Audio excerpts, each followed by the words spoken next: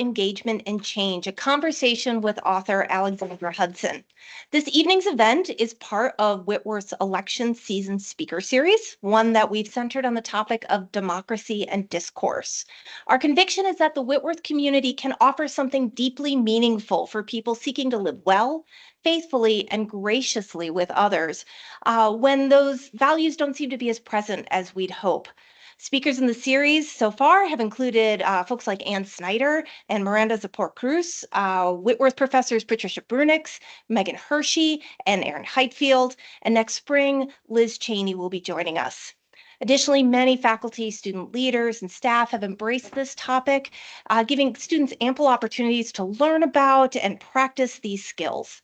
Together, they have engaged in civility, hope, the common good, faith-filled engagement, and hospitality in a world of polarization. My name is Dr. Erica Salkin. I am the interim dean of the College of Arts and Sciences here at Whitworth and a professor of communication studies. My particular area of expertise is in student speech and student press, and I am delighted at the opportunity to talk with Alexandra Hudson about her work. Hudson is an author, speaker, and founder of the Civic Renaissance, a publication and intellectual community dedicated to beauty, goodness, and truth, comprised of 50,000 intellectually curious people across the globe. She earned a master's degree in public policy at the London School of Economics as a Rotary Scholar, and is also the creator of a series for the teaching company called Storytelling and Human Condition. She has advised governments around the world, contributed to media organizations ranging from PBS to the Wall Street Journal, has written a best-selling book, which we're going to talk about today, and is restoring an Italian Renaissance-style home in Indianapolis with her partner and 3 children. So to put it quite bluntly, Alexandra Hudson keeps busy, but she's made time for us today, and we are going to make the most of it. We've received so many questions from those of you here in the audience, joining us from all over the country, and we're going to get to those, but I'm going to start with a few from my own. So for folks who have not had a chance to really dive deep into the book, I think it'd be great for us to just cover the big idea of it, and that's that contrast of civility and politeness. So for many folks, the opposite of civility is incivility. You choose to contrast it with politeness. Can you give us some insight about what started you on that journey and why you pursued it? It was actually my experience. Well, first of all, thanks, Erica, for hosting this conversation tonight. And thanks, Dale, who I think might have been the brainchild behind this. He's behind the scenes, but really grateful to you and to the whole Whitworth community for leading our country, leading Spokane on in this important conversation about the possibility of flourishing across deep difference, which is the essential question of our moment, especially as we approach the presidential election in just a few days. And even as half the globe goes to the polls around the world, that this is a high watermark for democracy. This has never been more an important question, and so really grateful and honored to be with you here. This is also happens to be the topic of my book, and I do think that exploring and teasing out this essential distinction between civility and politeness is really indispensable to understanding how we might actually flourish, even amidst hostile, toxic times that we find ourselves living in right now. I learned this firsthand. I came to appreciate this idea firsthand when I worked in federal government. I was in Washington, D.C., 2017 to 2018, and I arrived my first day in government, bright-eyed, bushy-tailed, couldn't wait for this opportunity to serve. This was a big career break for me. It was a presidential appointment, and I couldn't wait to contribute, and I could not have been more disillusioned or discouraged by what I observed and experienced there. I saw these two extremes when I was in government. On one hand, there were people who were overtly hostile and bellicose and aggressive. These are the people that I'm sure we've all encountered in our different walks of life, the people with sharp elbows who are willing to, these are people who exist in all vocations, not just politics, the people who are willing to do and say anything in order to win, to get ahead. And I knew to stay away from those people. And then I saw this other contingent. These are people who, at first I thought they were my people. They were polished and poised and they were nice. They were polite. But I came to realize these are people who would smile and flatter me and others one moment and then stab us in the back the next. And so all was not what it seemed to be. And I realized upon reflection when I left government and started thinking about these ideas and started working on this book, that these seem like polar opposites, the extreme hostility and the extreme politeness, but they're actually very similar. They're actually two sides of the same coin, because both modes, the extreme bellicosity, the extreme aggression, and the extreme politesse, they see other people as means to their selfish ends. They have an insufficiently high view of the dignity and beauty of what it means to be human. And so they instrumentalize others. The hostile contingent sees others as pawns to be, pushed out of the way, steamrolled, bowled over in order to get ahead or get whatever they want. And the polite contingent sees others as pawns to be manipulated and discarded the moment that one no longer serves their purposes. And I'll give you an example. One time there was someone I work with in government, and she was someone, that drew me into her confidence. And she would invite me to pray with her. I'm a Christian. I'm a person of faith, so she'd invite me to pray with her at lunch, and that felt really important, and that felt like a real camaraderie that I had when there was a lot of hostility going on in the office and in the world.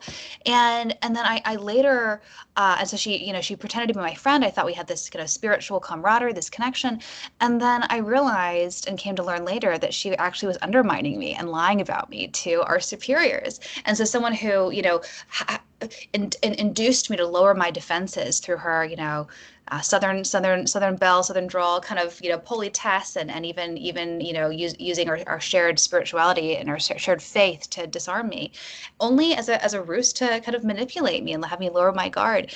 And so that caused me. Well, I also think it's worth noting that these two extremes, the bellicosity and the politeness, these are really the two extremes that define our moment today, where some people they see that the fake politeness, people are fed up with it. They're sick of the political correctness, and they think though that the antidote to the kind of faux politeness that is really kind of stifling and again fake, they think that bellicosity and hostility and being the strong man, they think that that's the answer, that you have to stand up and puncture the pretense. But actually people miss that that's an overcorrection. Those are two excesses that in my view are not what we need. What we need instead is true civility, which I distinguish from politeness. Politeness is external. Politeness is it's technique. It's what you do and say. Whereas civility is something deeper. It's something richer. It's a disposition of the heart. It's a way of seeing others as our moral equals, worthy of a bare minimum of respect, just by virtue of our shared moral status as members of the human community. And crucially, sometimes actually respecting someone, that the dignity and personhood of others, the imago Dei of others, the reality that we each have irreducible worth by virtue of being created in God's image, that sometimes actually doing that, respecting others, means being impolite. It means telling a hard truth, engaging in robust debate, doing things that might feel uncomfortable and might seem at first, offensive, possibly offensive or disrespectful, but that's actually a way to respect others and to respect ourselves. And I love etymology, the origin of our language and of English and other languages as well, is fascinating to me and is throughout my book and is often very illuminating of the words we use today.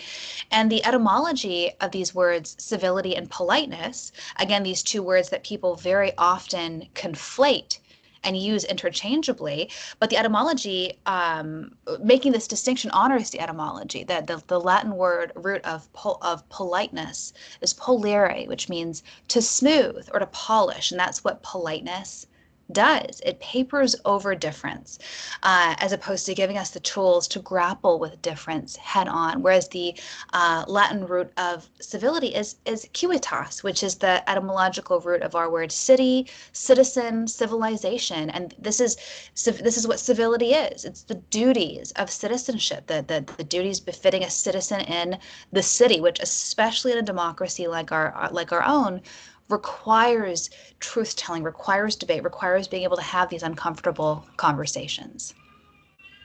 I'd like to dive a little bit more into that sort of contrast of sometimes to be civil means to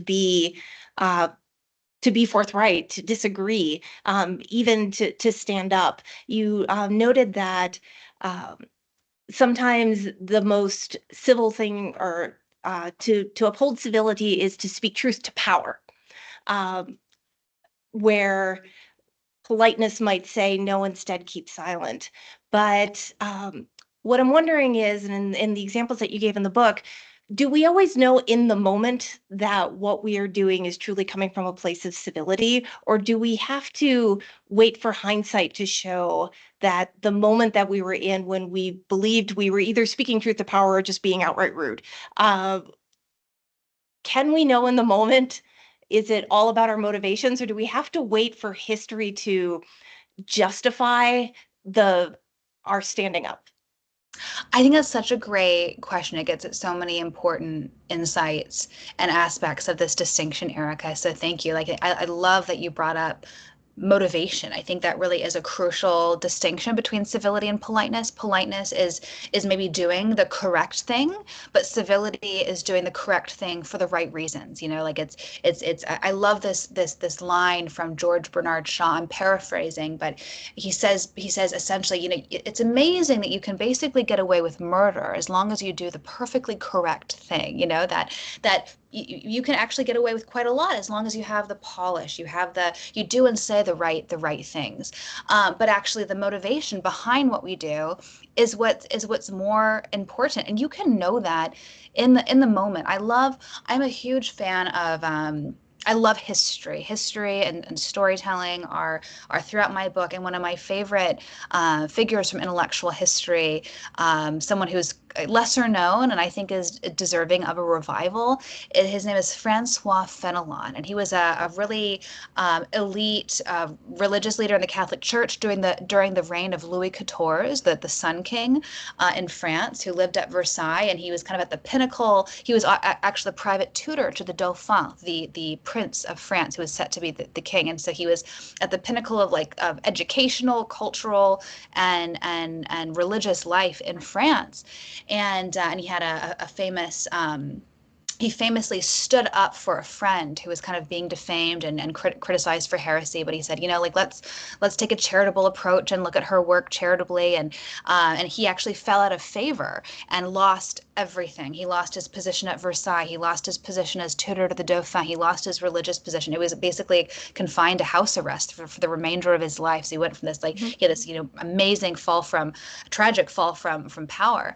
But for the remainder of his life and career, he continued to write letters to his friends and his fellow Christians at Versailles, consoling them, encouraging them, offering them advice and wisdom from afar. And I love this one insight, and you can look up Francois Fenelon's letters. They're a constant source of light and just encouragement to me.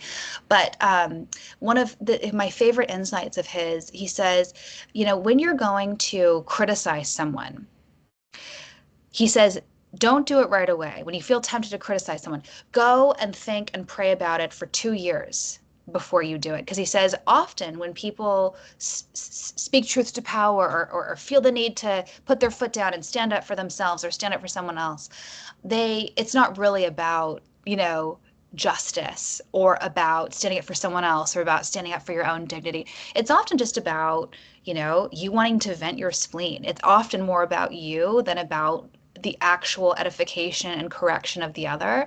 And so he kind of takes that biblical principle where Christ says, uh, look at the log in your own eye before you look at the speck in your brother's eye. He takes that very seriously. He says, go and contemplate for 2 years before you criticize anyone for anything ever. I don't think we have to take it that far, but I do think it's such an important correction and a reminder and visual that that often when we do stand up to people, and I'm guilty of this myself, that it's very often about and when we do speak truth to power, it's very or we bash people over the head with our truth in the name of civility, that it is often more about us and just us getting feeling righteous indignation and getting what we want to get off our chest. And I think that to your insight about civility is about motivation. It's also about seeking the good of the other. What is, if I were to speak up in this moment, what is it really about? What is it going to achieve? What is my end here? Is it just to vent my spleen and to get something off my chest, or is it for the sake of the bond? Is this really going to enhance do I care enough about this relationship and this person? Is this really going to edify them? And to be really clear on what our goals are, because civility is this is crucial. I think it's not an obligation to confront every person on every issue and every disagreement all the time. And I think we live in a culture that, incentivizes that, and we feel this pressure to. And I hope that we have time in this conversation to get to this, that, politics is everywhere. There's a lot about this problem that hasn't changed over the course of human history. We're just as prone to self-love and love of others as we've always been. That's like the core tension of this problem. And yet there's a lot that is different. And I think the way in which politics is just, we're surrounded by it. It's in the air we breathe in new ways that makes it hard to just have a break and step away from it, and to have distance from these issues that are important, but they're not the most important things. And we absolutely will be talking about politics. That is something that our audience is very, very interested to hear your insights on. But I do kind of want to tease out a little bit that sense of we are surrounded by so much more. That sense of seeking what is the good, which I think in many places in your book you tie to this larger idea of civilization. That's what allows us to kind of claim civilization, to move forward as with a common goal, as a common people. I really enjoyed in your book your reflection back to history and to literature. And one of the many quotes that you put in, stuck out to me. Samuel Johnson's quote about the test of civilization: a Yes. decent provision for the poor. And it made me think of other ways that scholars and artists and writers have talked about civilization. I remember the story about Margaret Mead. It's largely been debunked now, but it was still a good story. Her test of civilization was finding a healed femur, because it meant somebody was willing to take care of somebody with a broken leg long enough for them to heal. And I wondered if you would maybe talk a little bit more about how you conceive of this concept of civilization, in which civility is a significant element. Thank you. It's a great question. So I think that some people are rightly skeptical. They kind of recoil when they hear the word civility, because it does come with baggage. It is linked to this language of civilization, which is in turn linked to the whole history, the abhorrent history of colonialism, and imperialism, where people were subjugated and people were deemed inferior for being less developed and less sophisticated. This is all the language and the connotation. They were more primitive. They were barbaric. This is the juxtaposition of civilization on one side of the spectrum and savagery and barbarism on the other side. There was a prominent anthropological theory that that's the progress that human societies went through. They started with barbarism, progressed to savagery, and then achieved civilization. And this is how colonialism was justified. It was really just naked, economic self-interest. But they said, we're doing them a favor by bringing education and literacy and enlightenment to them, and all the while, pillaging them and subjugating them. So anyway, I think I start with this chapter on civilization to tease out this connection, and I think that I attempt to successfully redeem civility from the baggage of this language of civilization. And I do it through, I was so thrilled when I discovered the work of a gentleman named Albert Schweitzer. He thought a lot about what civilization was, and he was deeply critical of the language of civilization as a cloak to disguise economic self-interest from Western powers. He was from German. He was I think he was Alsatian and German, and he was a physician, and he was deeply seared. His conscience was seared by the plight of colonial Africa. And he went there and he opened a hospital called Lambaréné in Africa, where he, as a physician, served people free of charge. And people would come from hundreds of miles all around to be seen and served by him.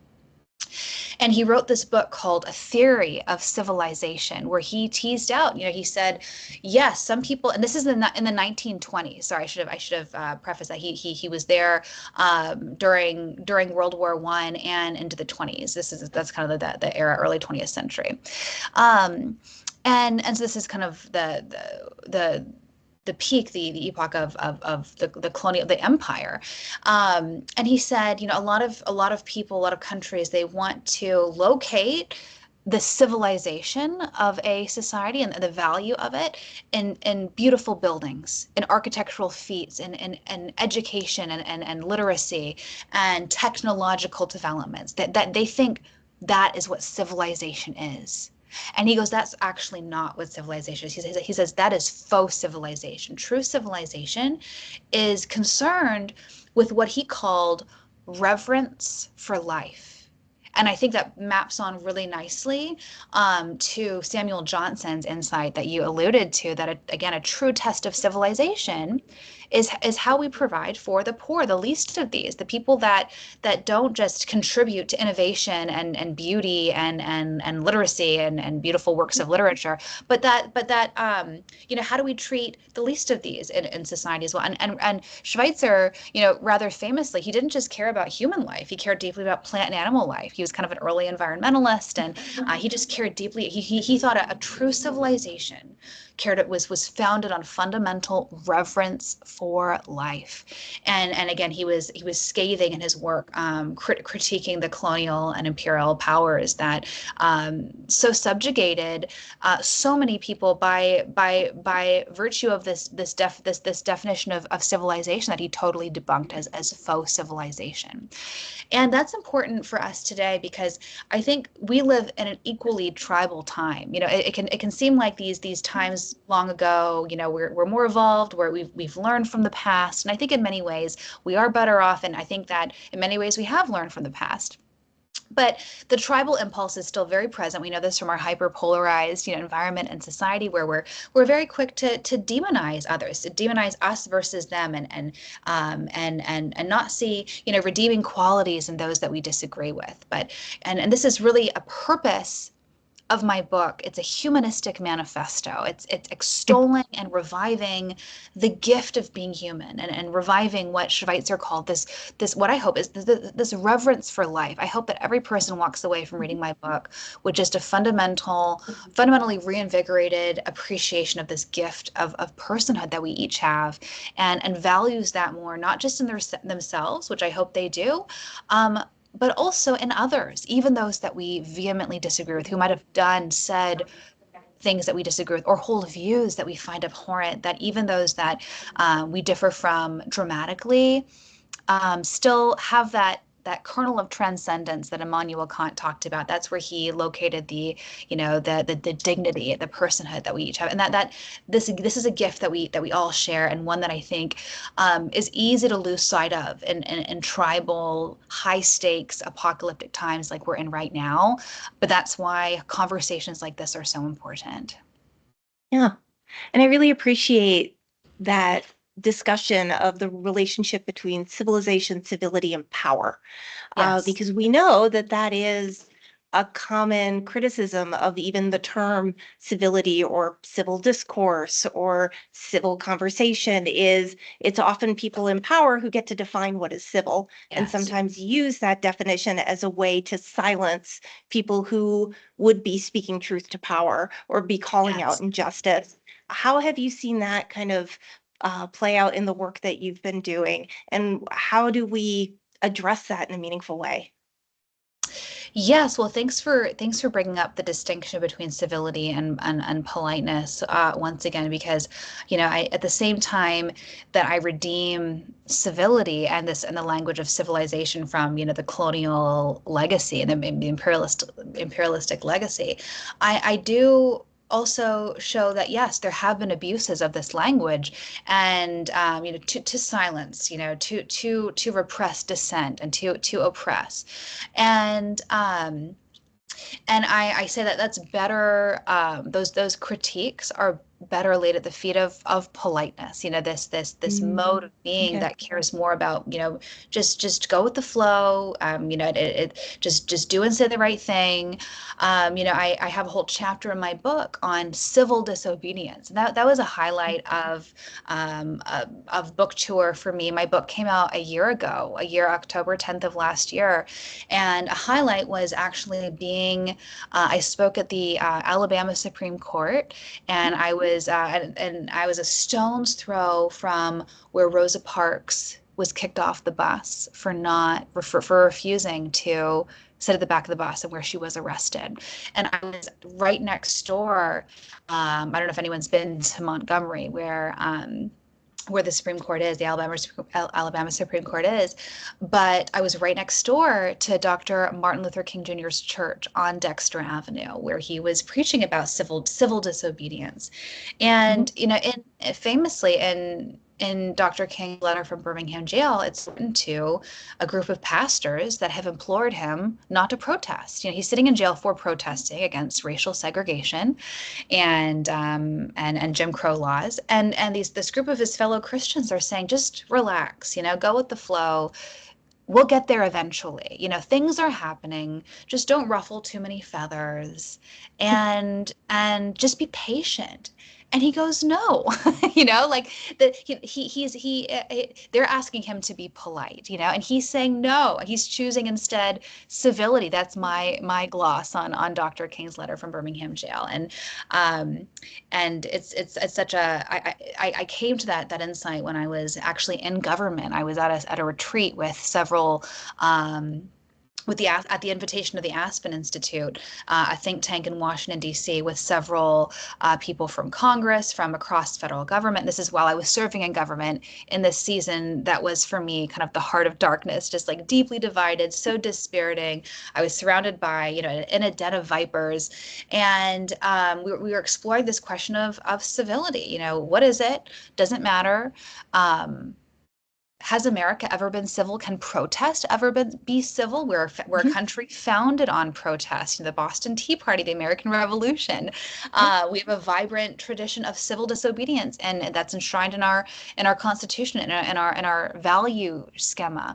And it was having these conversations. It was both the way in which we had conversations, which was so refreshing to me. We were at this retreat, people who were wildly different on politics, but we still found a way to disagree, and still remained friends. And that was so refreshing when I had been in this environment that was so reductive and instrumentalizing of me and others.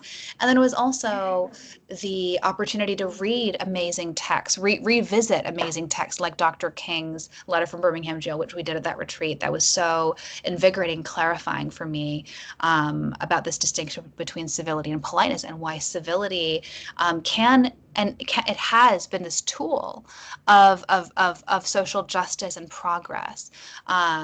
Saying where Dr. King, it was part and parcel to his nonviolent, peaceful resistance, where he said it was this process of purification that he had everyone who was part of his movement go through. He said, first we have to cultivate love and a fundamental respect for the people who we are protesting.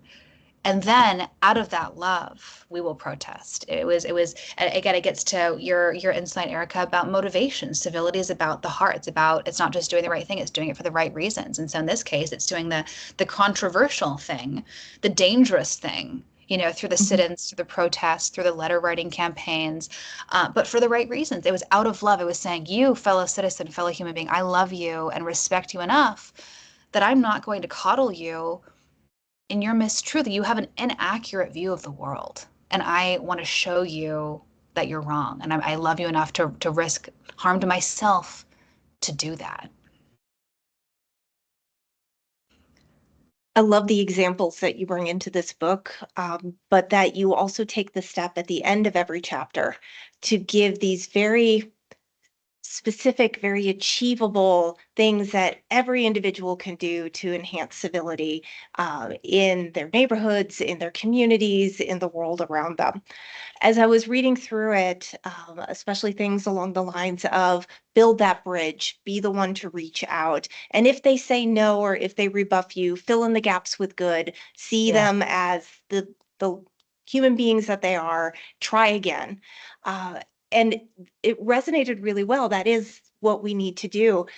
I admit, though, that as somebody who's been in higher education for more than a dozen years now, and knowing the mental health crisis that many of the students I work with are facing, in record numbers of anxiety and of self-doubt, and not self-love, but self-loathe, Mm. how do we help young people who are struggling with their own self-worth and their self-confidence be part of this civility movement?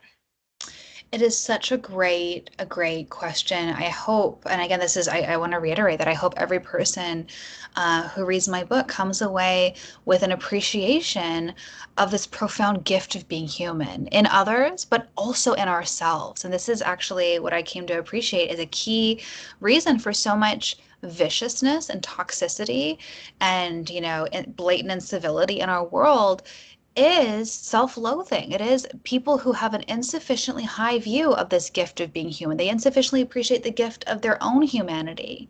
And if you have a diminished view, a dimmed view of the beauty of personhood in yourself, you're not going to appreciate it in others either. And so I just want to reiterate that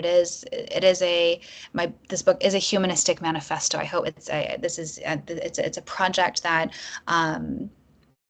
that I care a lot about. Just extolling again the gifts of being human, but it's an interesting question. How do you persuade someone who is so convinced of their worthlessness, of their worthiness, just by virtue of who they are, and I think one way to do that, our culture puts so much pressure on us to define our worth by virtue of these external things, right? Grades, what school you got into, what scholarship you got, how many followers you have, whether you're wearing the right clothes or go to the right places, these external status markers. And it's so easy to evaluate our worthiness based on the fluctuation of these things, like how many people commented and liked my status, and I think a core problem to this identity crisis, this crisis of self-love that you're alluding to, and I don't think it's just you see it probably in your community,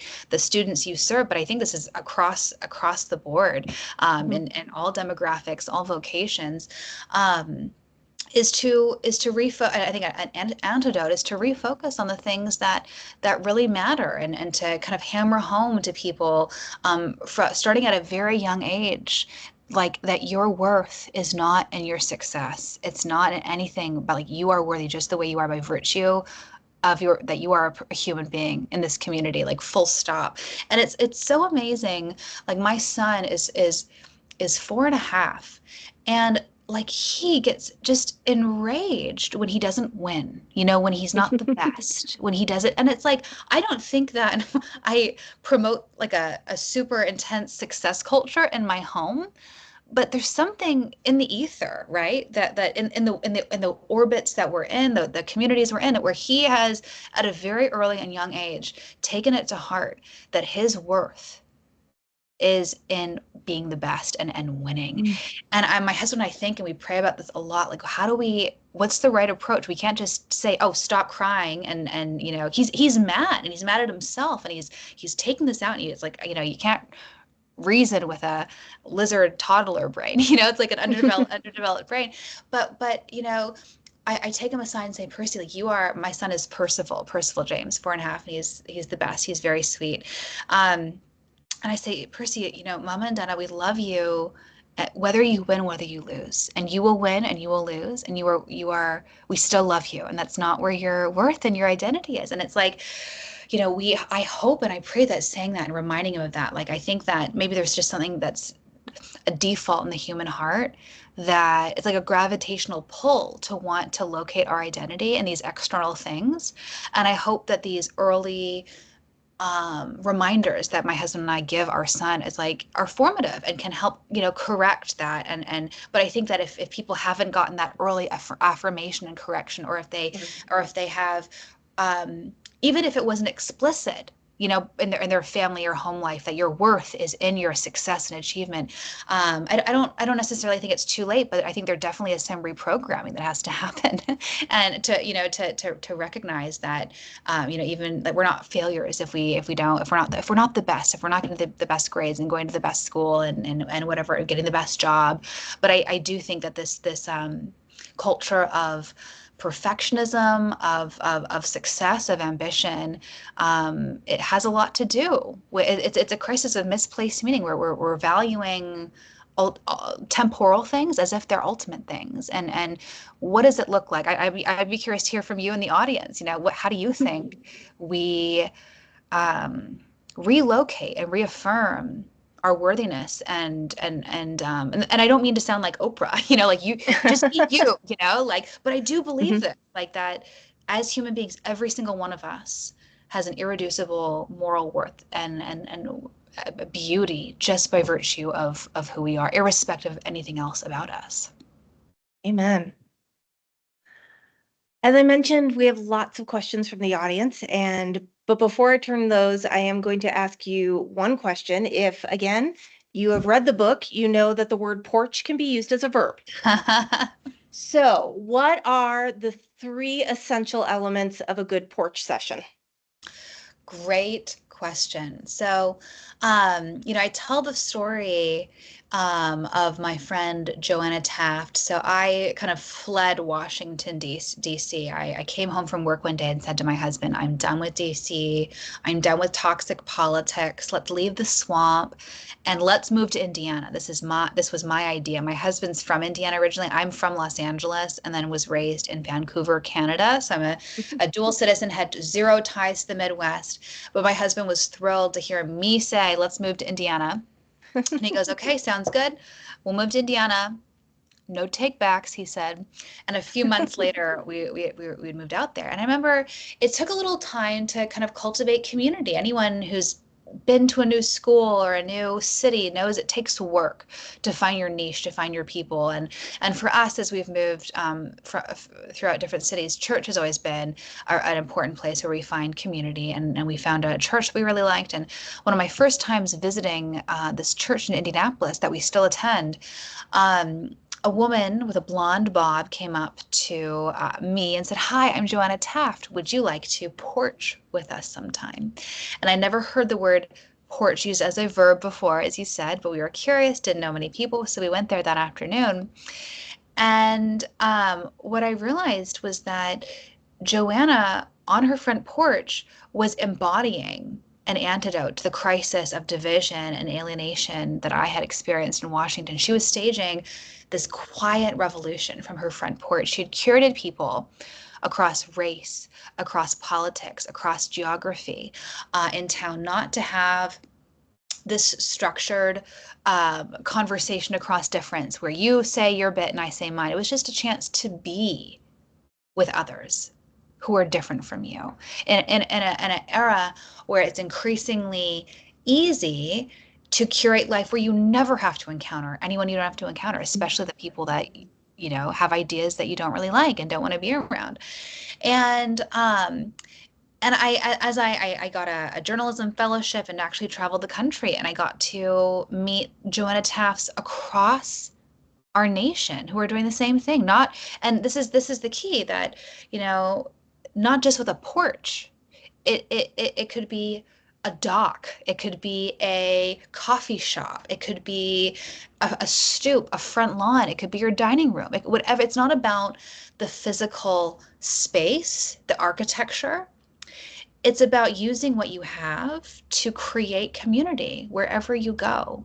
And so it's really about the disposition of civility and carrying that with you. It's seeing outsiders around you and wanting to transform them into insiders, making that little bit of affection that might actually cost us very little, but mean the world to someone else. And I saw my mother and my grandmother do this, and I know Joanna did this with me, but I know she's done this with countless other people. Just, approaching a complete stranger you've never seen before in your life, introducing yourself, and invite them into your home and into your life. That's powerful.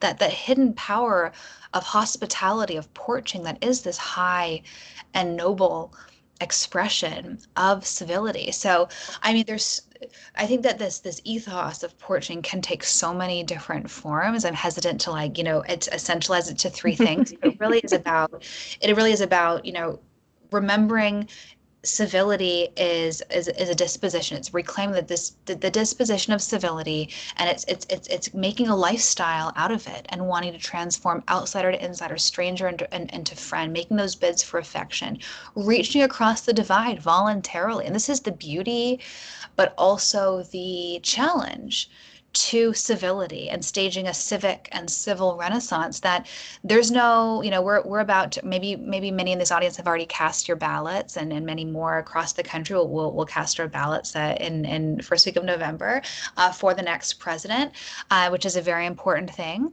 But the president will never be able to single-handedly stage a civic renaissance. This is no public policy, no law can effectively manage the kind of things that we're talking about here tonight. They can't say, okay, have 10 people on your porch 10 times a year, and have at least this many friends and have this many dinner parties, that this is those kind of black and white rules and static metrics are the things that policymakers and lawmakers thrive on, that would never work for the kind of essential things that we're talking about.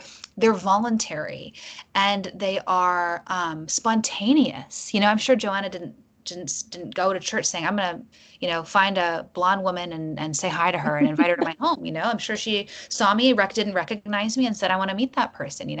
And so it requires flexibility and fluidity that public policy and law doesn't have. But in my opinion, it's more important.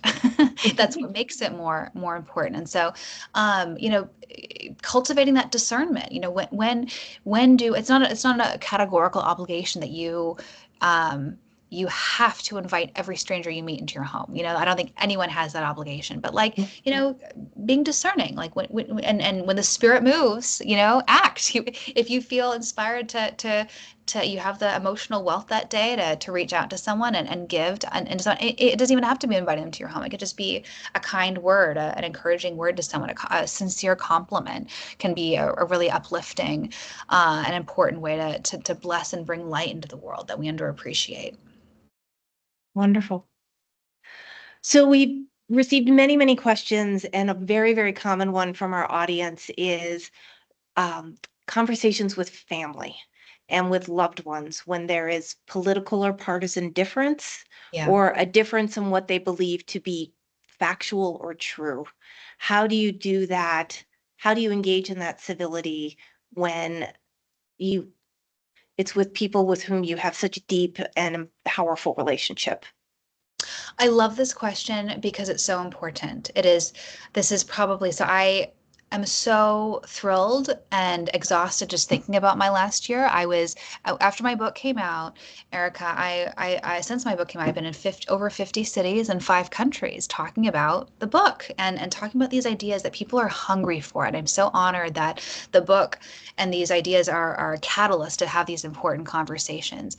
And I would say the one that comes up every book talk, every conversation is this question. There's someone in their life that they love and they're just really deeply struggling with, and the number of stories, I think this is the most tragic manifestation of our division and toxicity right now, is the number of family relationships, of lifelong friendships that have been strained or severed entirely by political difference. People say, you voted for Donald Trump, or you have this view on the COVID vaccine, and that is enough for me to not have you in my life. I cannot see how I can have you in my life if you are so wrong or so misguided on this issue. Mhm. And and I talk about this in the final chapter of my book, but that chapter is called On Misplaced Meaning and Forgiveness. And I argue that as these traditional touchstones of meaning, faith, family, and community, friendships have been on the decline in recent decades,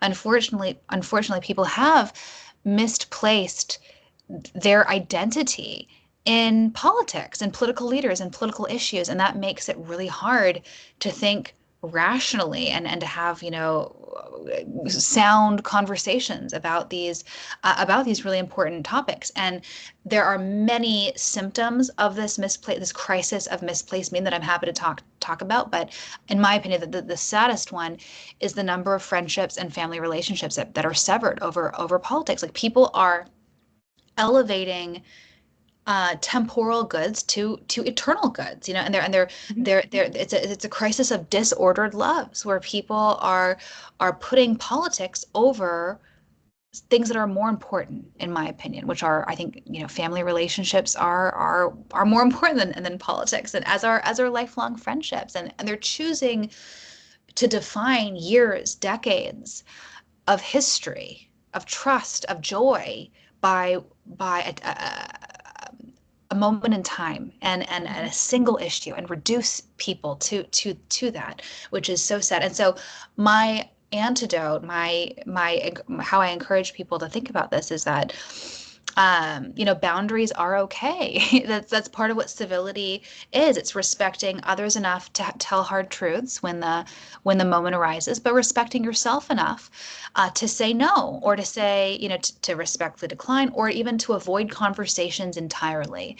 And this is really crucial. Like, again, politics is all around us all the time. It's in the water, in the ether, but it is okay. In fact, it is essential not to talk about politics. If you know that your crazy Uncle Joe has this insane conspiracy theory that I shouldn't have used Uncle Joe. Sorry, that was just like a it was just a mental groove or whatever. But if you have someone in your life that has crazy conspiracy theories, and you don't and you know that that's a sore point where you won't be able to, they're not going to change their mind, and you're not going to change your mind. It's not going to be a productive avenue of dialogue.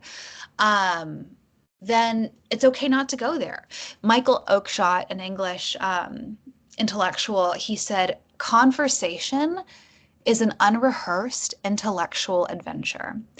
And I love that definition. That is like what a conversation is, a true gift and a joy to me, and as I think it is to many people. But there are sometimes with some people, what they're going to say. That if you bring up a conversation, they have their talking points. And you can literally play out verbatim the dialogue in your head. You know what they'll say, you know what you'll say. And it's like, why even go through that exercise? Just, it's not good for anyone. It's not good for anyone's, joy and peace. So just, it's okay to just like compartmentalize. Like, there's a bright bubble around this topic, and we're going to leave that at the door, and we're going to have a nice meal together at Thanksgiving, which is right around the corner, or Christmas dinner, which is also right around the corner.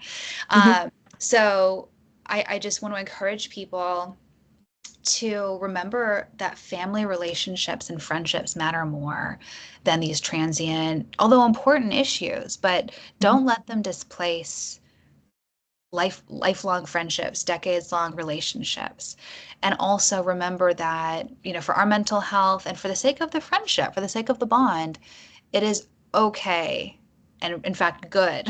I encourage you, have boundaries, and it's okay not to talk about politics or certain issues. You're not selling anyone out if you're not, fighting for your principles every moment of every day. And who has time for that? It's good not to talk about. It's good to take a break, and to just, come around shared history and shared values, and shared loves, and just be with others absent. We need oases and breaks from the discord, and family and friendships should be those places of oasis and rest and restoration. And it's sad that instead they've become casualties of the divisions that are so present today. This question, I think, is related, but enough different that It'd be great to hear your thoughts on. We had a couple of folks who were very interested in your concept of tolerance and wondered if you could perhaps describe a little bit more the role tolerance plays in civil discourse and how we use that when we have simply differing life philosophies. Yeah, so thank you. A lot of books in this space, the civil discourse, the heterodox, the intellectual diversity space, um, many of them will argue, all ideas are equal. And we should all ideas should be allowed to come to the fore and let the best ideas win. And this is where my book is markedly different and departs from the heterodoxy, the intellectual diversity space. I actually don't think all ideas are equal. Ideas that are dehumanizing, that subjugate others, that put people on a racial hierarchy, that are dehumanizing. I don't think that we should tolerate those ideas. I don't think all ideas are equal, and we shouldn't be subjected to them. But I do think all people are equal, and that even if you don't respect a person's idea, that all people, even if they hold insane views, deserve a bare minimum of respect, just again by virtue of our shared moral status as members of the human community. And again, I think this is where boundaries can come into play. Like you can want to get to know someone at and also where you want to get to know someone beyond their view on one issue that you hate. Like you find out someone has voted for this person or thinks that you might recoil, you might like have a visceral reaction and want to run away. That some people have those kind of fight or flight responses when they encounter people that have just like views that they could just be they disagree with, or even really controversial views, but instead to stay there with it and stay present and be a little bit curious and say, tell me more about yourself, tell me more about your story, help me understand who you are and how did you come to view the world the way that you do. And that disposition of fundamental respect and curiosity opens incredible doors for conversation and mutual learning, because the reality is none of us are perfectly correct about everything, and every single person that we meet has something to teach us, has something that we can learn from them. They've had an experience, they have an insight that we haven't had, and we won't have. We'll miss that if we don't have that disposition of curiosity, that openness to other people and other ideas. So as it comes to tolerance, I have a chapter in my book on toleration and tolerance. My belief in tolerance and toleration is not categorical when it comes to ideas, but it is when it comes to people. Many of our questions recognize that the current political moment we're in is because of polarization, because of partisanship, doing damage. And so several people ask, how do we start to heal? How do we start to recover after the election is over? It's an important question that we should all be thinking about. And my message to everyone who cares about that question, and I hope that we all do, all increasingly care to heal, is that we each have way more power to be a part of the solution, to be a part of healing than we realize. In my book, I unpack this idea, this concept. It's called the mellifluous echo of the magnanimous soul. And I tell the story of my grandmother, Margaret. She died, oh my goodness, almost 5 years ago now, just before the birth of Percy, who's 4.5. And she was someone who lived her life according to an otherworldly logic. Things that were essential to her were her faith, her family. She was a zealous evangelical Christian and loved her family and supporting them.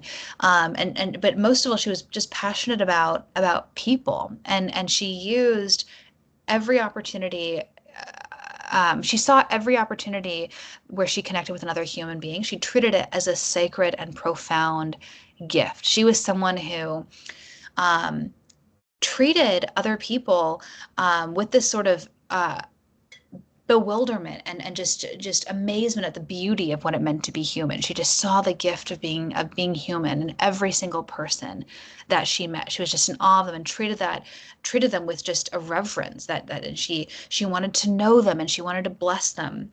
And so she was someone who just maximized every single human interaction. And she just made it her mission to, get up in the morning, put her makeup on, and forget about herself and just be utterly self-forgetful and focused on making others' lives better. Um, and she blessed countless people. She had her own version of the porch. It was her front lawn. She had her little front patio. And, she would just invite people over and, newcomers, immigrants. She, her mail lady became one of her best friends. Even, and she was so,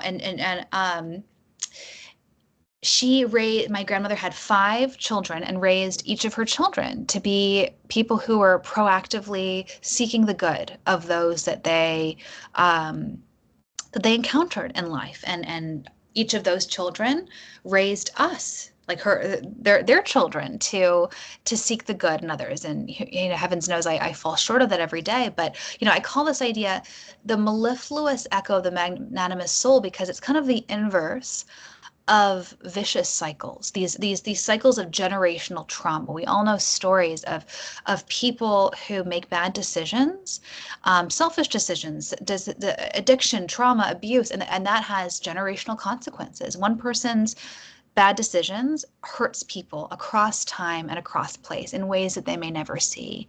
And we know those stories. They dominate our headlines. Netflix miniseries are made out of them. But we don't hear stories of the inverse. But the inverse is also true. Stories of how one magnanimous soul, and a magnanimous soul, it comes from Aristotle, where it's just a really well composed soul. That is utterly self-forgetful, and they're just so well composed. They're able to just be fully focused, fully present, fully giving towards others. That one magnanimous soul can, across time and across place, make the world a better place. It's not a story of generational trauma and vicious cycles. It's stories of virtuous cycles that are put into place. And my grandmother's story is like that. Just one incredible human being who chose to live her life according to a different logic, the logic of eternity, the logic of faith, both her Christian faith, but also a faith that every single, seed that she planted, and the metaphor of the garden is important throughout the book. I come back to that time and time again, that to be a gardener is to be a person of faith, that you plant a seed and you have no idea if it'll grow or not. Like you're not there every day. Like if you don't have faith and are checking on it constantly, like it's not going to grow. You're going to kill the seed and destroy the germination. But that the same goes for our social lives as well. Every seed that we sow in life, every good deed, every kind word, everything we do, seen or unseen, appreciated or not, that we don't know what good might come of it, but we trust and have faith that it will. And we'll never know this side of eternity the fruits that my grandmother's life and legacy will bear. And we only know a fraction of it. We know she did a tremendous good. She died right before the world shut down, before the COVID-19 pandemic. Her funeral was February 4th of 2020. And, we had over 500 people come out to celebrate her life, and hundreds more online. It was just such a beautiful celebration of her life and legacy, the people that she had touched, that she had met once, 20 years ago, but still showed up to celebrate her life. And I tell that story because that's not a superpower, that we each, again, have way more power to be a part of the solution than we realize, and that it requires, us just taking ownership over every word we speak, everything that we do, realizing that it can be a force for light and for healing or for darkness. And I hope that we choose light and healing. We choose civility. We choose to affirm the dignity and humanity of others, even those that we vehemently disagree with. I cannot think of a better way for us to close our time together than with that. Alexandra Hudson, thank you for sharing your words with us, your time. This has been such an enlightening conversation, and I look forward to hopefully seeing it continue on our campus using the good guidance and advice that you have given us through your book. Thank you, too, to the audience who have joined us today for being part of this larger conversation. I hope you found it as enlightening as I did. We are so grateful to you.